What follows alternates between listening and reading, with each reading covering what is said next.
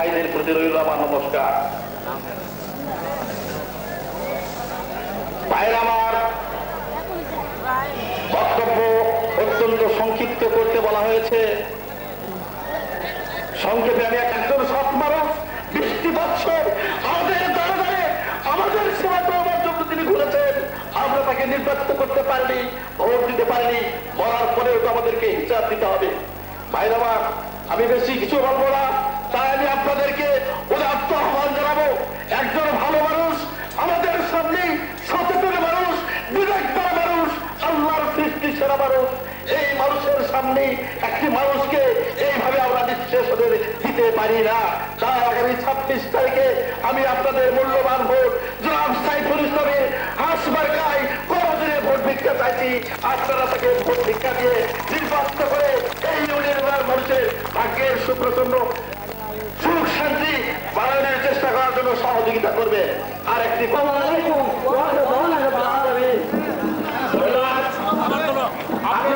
আপনারা যারা এদিক সেটা ঘোরাফেরা করছেন, মুহূর্তের সামনে বসে পড়ুন এবং আজকের এই আমাদের প্রচার সভা সুশৃঙ্খলভাবে পরিচালনা করার জন্য সহযোগিতা করুন।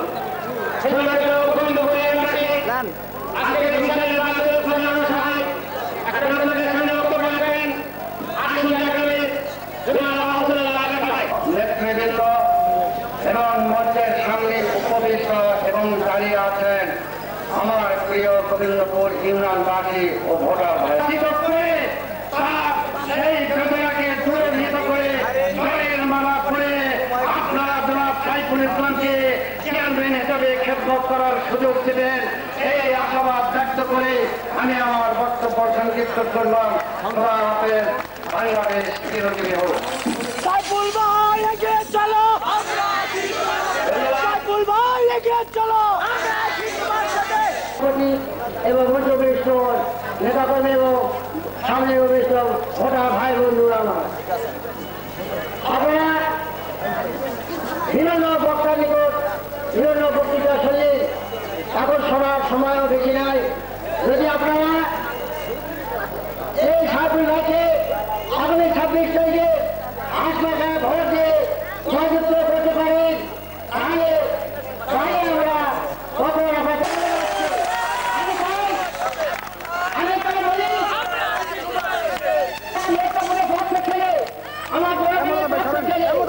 আমরা আজকে এবং উত্তর পশ্চিম রিহালি এই জনগণের ঘর থেকে আপনাদের দায়িত্ব এবং কর্তব্য শেষ হবে না। আপনাদের সামনে বারবার নির্বাচন আসে, অনেকে আছেন 4 বার ভোট দিয়েছেন, 5 বার ভোট দিয়েছেন, আপনার জন্য সৌভাগ্য। আপনি সকলকে রেখে আপনি নির্বাচন করেন, আমাকে ভোট দিলেন আগে যদি দেবো না, নির্বাচন হওয়ার পরে আল্লাহ এই কথা হতে পারে না। সুতরাং আপনারা ভোট দিবেন বারবার, ভুল করবেন বারবার, এইটা হতে পারে না, এটা আপনারা করবেন না।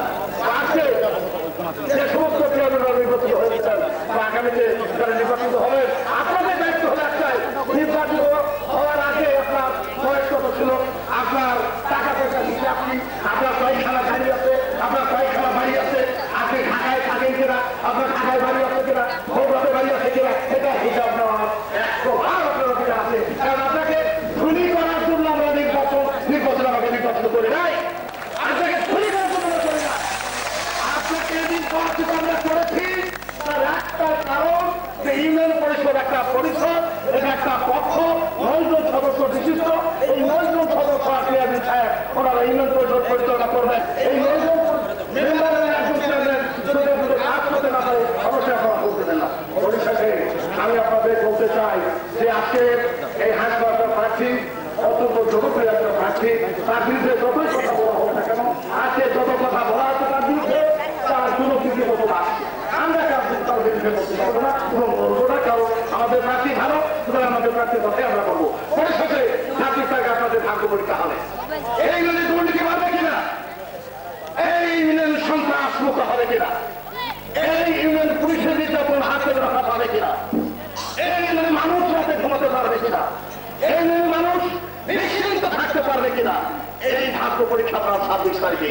এখন চেয়ারম্যানের অনেক দায়িত্ব কর্তব্য, অনেক শক্তি থাকে, ক্ষমতা থাকে, অনেক দীর্ঘ মানুষকে তারা নির্যাতন নিষ্পেষিত করেন। আমার চেয়ারম্যান নির্বাচন যদি হয়, আমরা বলতে পারি কথা উনি এটা করবেন না। আর যদি কোনো সময় করেন আপনারা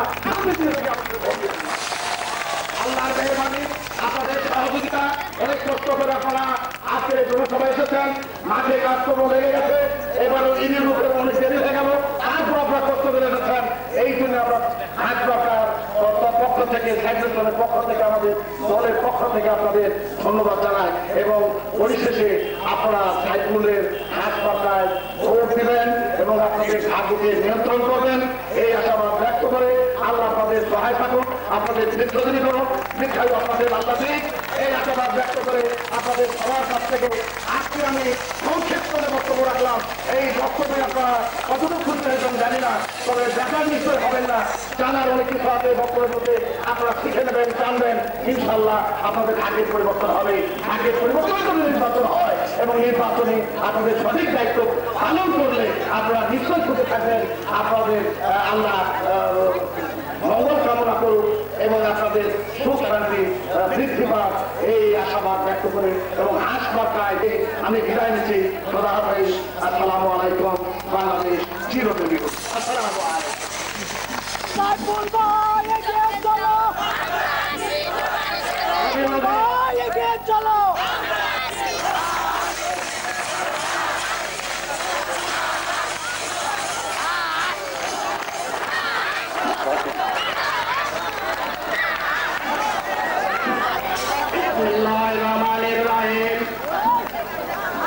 আজকে করিমনগর ইউনিয়ন পরিষদের এই নির্বাচনে আজকে প্রচারণার মাননীয় সভাপতি উপস্থিত আছেন আমার প্রাণপ্রিয় গোবিন্দপুর ইউনিয়নের ভোটার ভাই ও বোনেরা, হিন্দু ভাইদের জানাই নমস্কার, মুসলমান ভাইদের জানাই সালাম।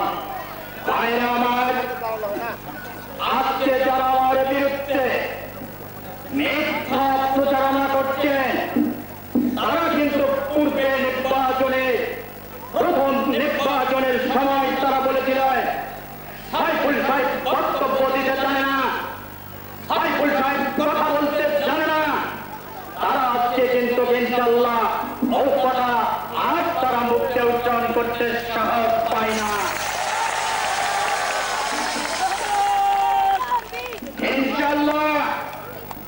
আমার আফাজ ভাই, মোহাম্মদ ভাই অনেক প্রতিদ্বন্দ্বিতা করেছিলেন। আমি আপনাদের আমার সেই অযোগ্যতার কথা কিছুটা তুলে ধরতে চাচ্ছি। মায়ের সরকার সাহেব উনি আমার সঙ্গে নির্বাচন করেছেন ওই একই সেন্টারে। আফাজ উদ্দিন ভাই উনিও করেছেন, মজিবুর রহমান মোদি সাহেব করেছেন। এরপর ওই গ্রামেও একজন প্রার্থী ছিলেন, উকিল সাহেব ছিলেন, মখলেসুর সাহেব। ইনশাআল্লাহ আমার বিরোধী বক্তা বন্ধুরা বলেন সাইফুল সাহেব অন্তত সেন্টারে ভোট নেই, উনি আলতামনগরে ফাঁস হচ্ছেন, উনি মথুরাপুরে ফাঁস হচ্ছেন, উনি কিরানে ফাঁস হচ্ছেন। এই কথাগুলোর মিথ্যা বলছে, ওনার নিজের সেন্টারে ভোট নেই। আমি আপনাদের সেটা বুঝাতে চাচ্ছি, যেটা হচ্ছে আমার অন্তত সেন্টারে 4টি প্রতিদ্বন্দ্বী প্রার্থী থাকা সত্ত্বেও আমি সাইফুল সেখানে বিপুল ভোটে ফাঁস হয়েছিলাম। কথা বন্ধ করবো না, আমি কথা দিচ্ছি আপনাদের কাছে। সাইফুল সাহেবের নয়, এই কেনার হলো আপনাদের কেয়ার।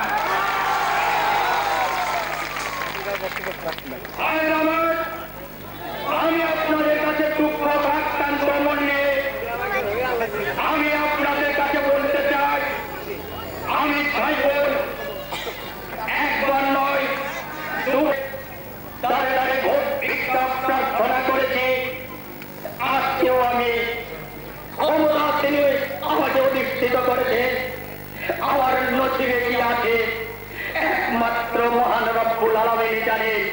আর আমার পাশে আপনারা আছে, আপনারা একটি ভোটার বা একটি ব্যক্তি আমার কাছ থেকে চলে জানলে আমার মুখ ভরে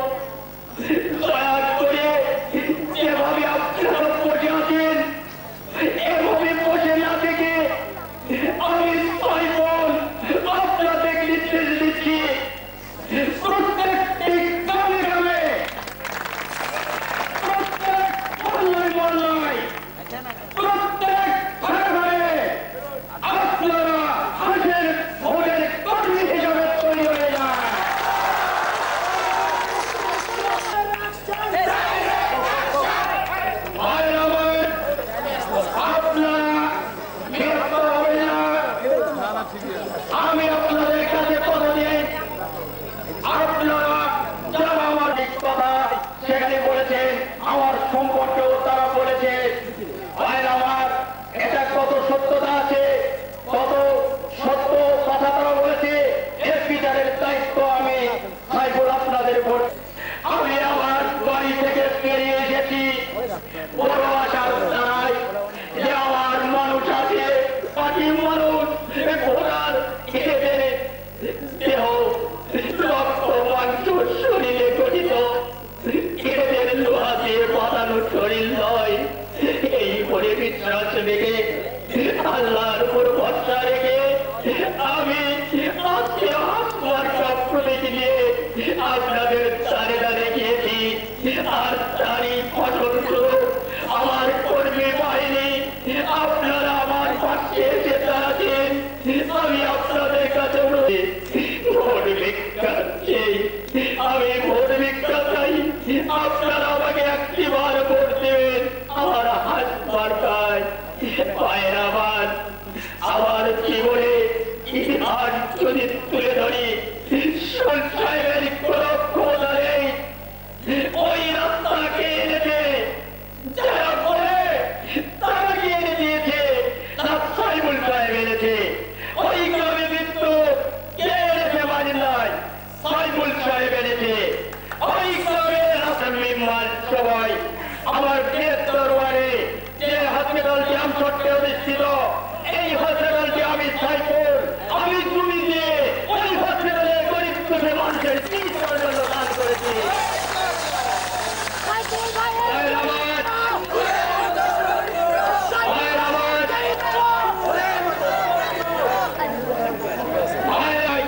অনেক বক্তৃতা দিচ্ছিলেন, বক্তৃতা দিতে দিতে জানি না উনি আর কথা বলতে পারলেন না, উনি কোলে ঢলে পড়ে গেলেন। আমার 1 নম্বর ওয়ার্ডে যখন আমি ইউনিয়ন পরিষদের সদস্য হিসাবে 15টি বছর আমার জনগণের পাশে ছিলাম, লোন যে লোন তখন ব্যাংক ছিল না, এই সার্বভৌম ব্যাংক ছিল না, আমরা সেই ব্যাংক পেয়েছিলাম সান্তাহার, নসরতপুর এই ভিতরে গেছিল। ভাইরা আমার, আপনারা দীর্ঘায়ু কামনা করি। আমি আপনাদের কাছে শেষ ভিক্ষার আবেদন জানিয়ে আমি আমার সংক্ষিপ্ত বক্তব্য শেষ করতে চাই। আপনারা আমাদের বক্তব্য শেষ করছি। খোদা হাফেজ, বাংলাদেশ জিন্দাবাদ।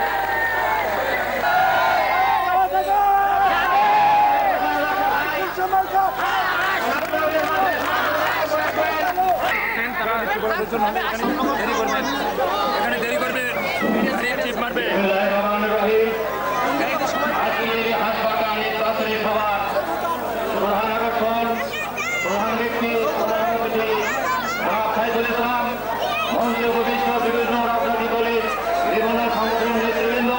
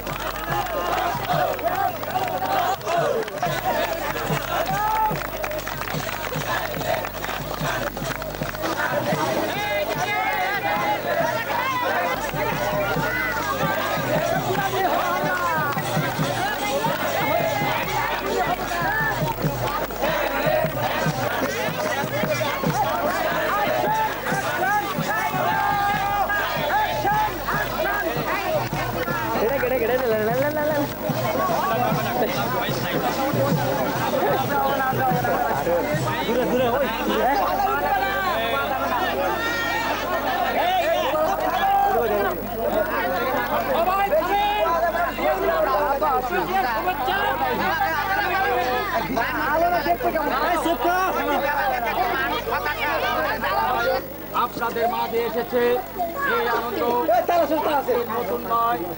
আপনারা আমাকে 14টি বছর ধরে আমার এই চেয়ারম্যান পারবো না।